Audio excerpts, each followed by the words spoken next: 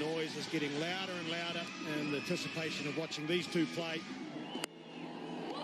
Could have been oh so different. New Zealand no first slip, would have been straight to first slip.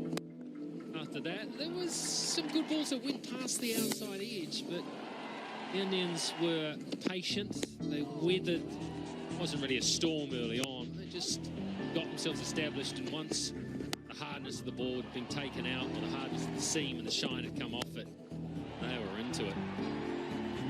New Zealand tried the odd short one, but India was up to it. It's an initial plan, but every short one that was bowled got punished. New Zealand got a little bit frightened. They started pitching up a bit more, and the Indians were all over that. You drop short or bowled a bad one, you got the treatment as well. It was the lesser bowlers, let's say, who struggled the most. Both batsmen going past 50. All right, Sharma, Shikadawan combining for an initial stand of 154. And at this point, it looked like India was on target. They could have pushed 400 at this point. They were going great guns. New Zealand were absolutely desperate for a wicket. It just would not come. Plan A, Plan B, Plan C, it all wasn't working. Trent Boult came back in and they got stuck in them straight away. Still probably the pick of the New Zealand bowlers. Finally, New Zealand made a breakthrough. It was with a pretty average ball. I think Trent Boult would even admit that. He got a little bit lucky there. Short, wide one. Virat Kohli came to the middle, looked very good. Sharma was the next to go, so New Zealand was effectively able to go bang, bang. It didn't really matter because they were still able to create partnerships. I thought Raidu played very, very well. It was an efficient knock.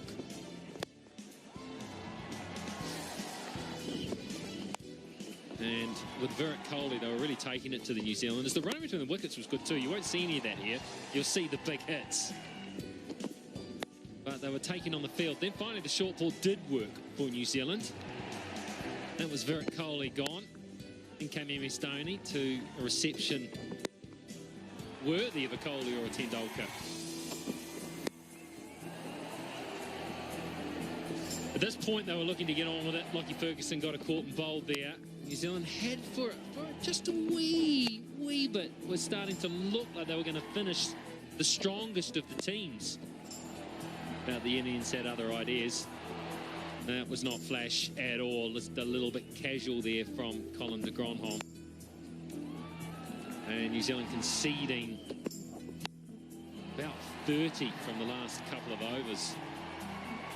70 from the last 7 overs, and India go into the halfway break at 324. New Zealand will probably think, you know what, it could have been a lot worse.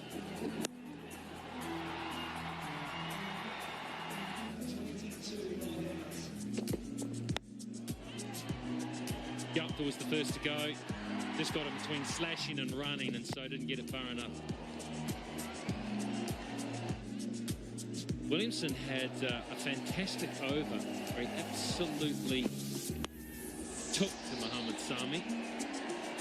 A couple of good hook shots, a magnificent shot off the back foot, trademark Williamson. And then he just dragged one on. Probably should have played it straight and tried to go square, kept it a little low, and he was gone. Munro had a decent start, 31, before he tried to play that switch sweep shot of his, and it was his downfall. Taylor came in, and he was another one that got a start, 22, before well, he just inexplicably just lifted his foot in defence. And Dhoni is just lightning sharp behind the stumps. That was a nice shot from Latham. A good player against spin, but not so on that occasion. Totally and utterly deceived in the flight. Got him between sweeping, playing straight, and got out. Colin de Grandhomme knows only one way, and that one way was not good enough tonight. Henry Nicholls, another start. When he tried to up the rate, he was deceived by Kuldeep Yadav. That was first ball. East Sodhi just went across one too far. Maybe he thought that was the wrong. And Brace was very good. Very, very good. Played some beautiful shots. How about this one? That is absolutely sparkling. Possibly shot of the match. He looked every bit the batsman, and he is an improving batsman. He's more than just a bowler who bats a bit. His first one-day international 50. So a nice moment from him, but in a losing cause, and he just didn't quite get that one well enough, and he was out. In came the entertainer, Trent Bolts. Lovely shot down the ground. How about this one? Straight drive off a short ball. The strapple, they call it. Last to go was Lockie Ferguson, who had batted pretty well, actually, with Doug Bracewell in partnership. He was caught at long on, and that was the end of it for New Zealand.